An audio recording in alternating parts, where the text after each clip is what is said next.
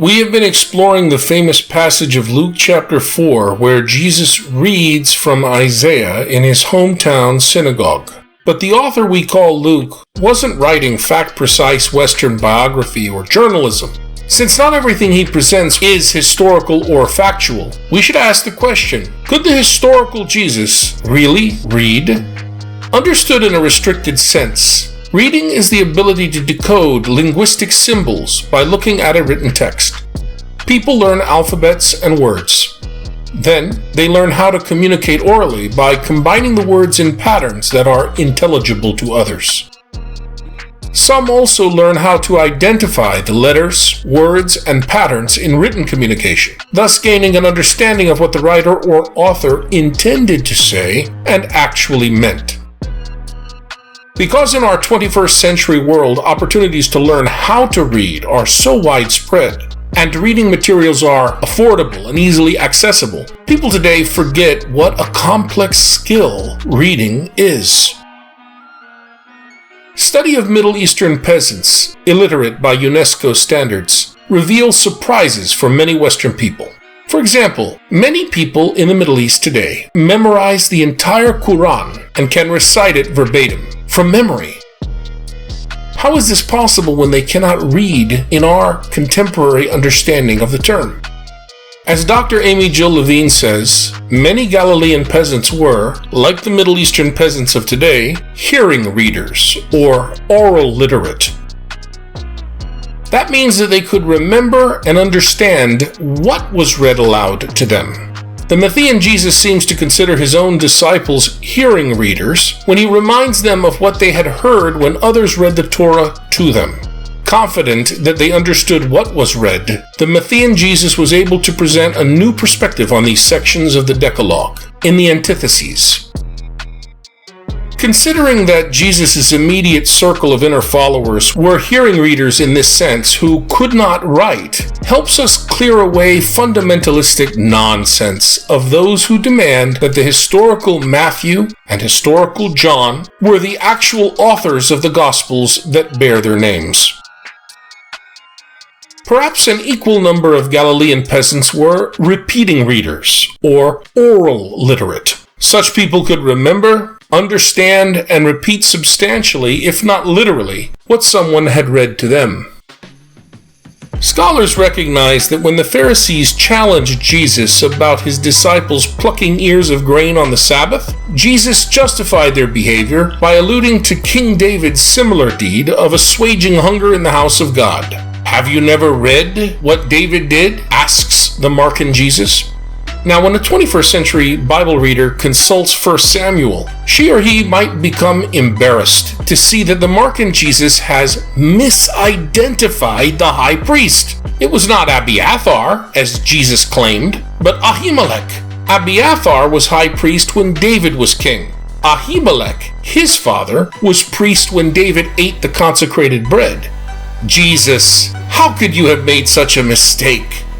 Perhaps Jesus did not remember accurately what he heard, or what he personally read, if in fact he could read. Or maybe it was the author we call Mark who was mistaken. Maybe he was responsible for reporting the wrong name. Whoever made the mistake, Jesus or Mark, was not reading from a text, nor was the text literally memorized. The allusion to that event very likely was made on the basis of a memory of that passage, which was heard when another person read it. Doesn't the Bible prove that Jesus was literate? 3 passages in the New Testament seem to suggest that Jesus could in fact read and write. However, all of these are polished and reflect stage 3 of gospel development. The context of elite literate scribes who authored the Gospels, belonging to 2% of the total population. They do not reflect stage 1 of gospel development, the actual life situation of Jesus, a Galilean peasant artisan and day laborer. Let's examine each of these. First, in the case of the woman caught in the act of adultery, Jesus is reported to pause in the conflict to bend down and write with his finger on the ground. Speculation about what he might have written covers a wide range of guesses, but the most plausible explanation is that he doodled. Mediterranean men under stress often doodle in an attempt to buy some time in order to come up with an appropriate, sarcastic comeback, or to avoid losing one's temper and doing something regrettable, and so forth. Moreover, this particular story was not originally part of the fourth gospel we call John. Sometimes in ancient manuscripts, it is reported in Luke's gospel. Some even think that it is a much later creation.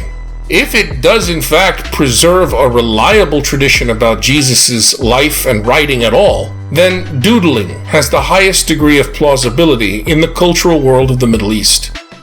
Doodling is hardly literacy in the modern sense of the term.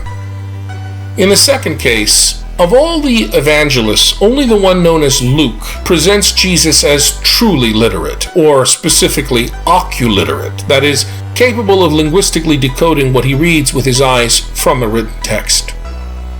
The authors known as Matthew and Mark portray Jesus as a repeating reader, one who repeats what he heard others read, like many Muslims do today with the Quran.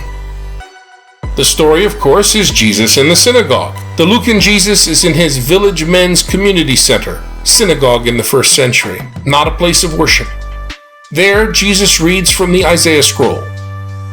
Moreover, he interprets the passage for his listeners. Scholars are divided about the facticity and historicity of this passage.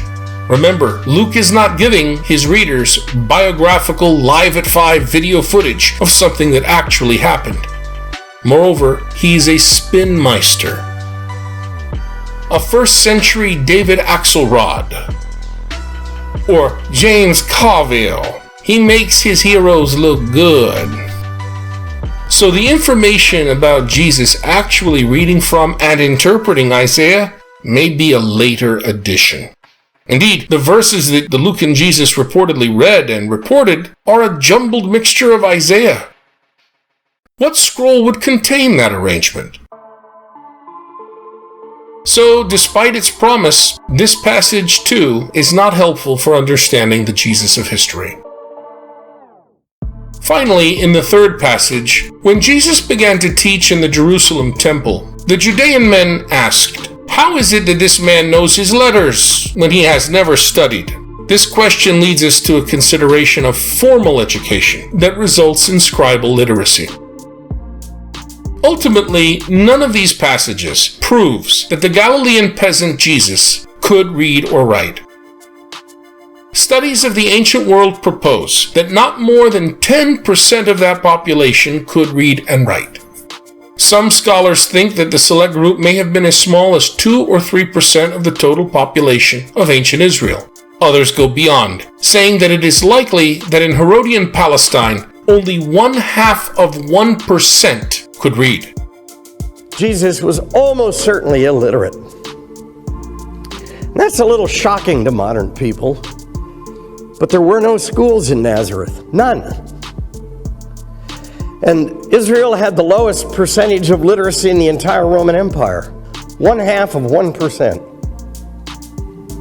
If Jesus, a Galilean peasant, read from the scroll of Isaiah in his village synagogue, does that mean he belonged to an elite minority somehow? That would be bizarre. And where did he learn how to read? If he could read, did he know how to write? Were the scribes with whom Jesus was so often in conflict his former classmates? And what did they write? These questions do not have simple answers, but we know enough about literacy in antiquity to offer some educated guesses. Again, God meets us where we are at, something scholars like Amy Jill Levine beautifully communicate many times. To my fellow Christians listening to this who are offended at the idea that Jesus was illiterate, relax. It's okay that Jesus was a peasant. You cannot take incarnation seriously without taking the prefix in seriously.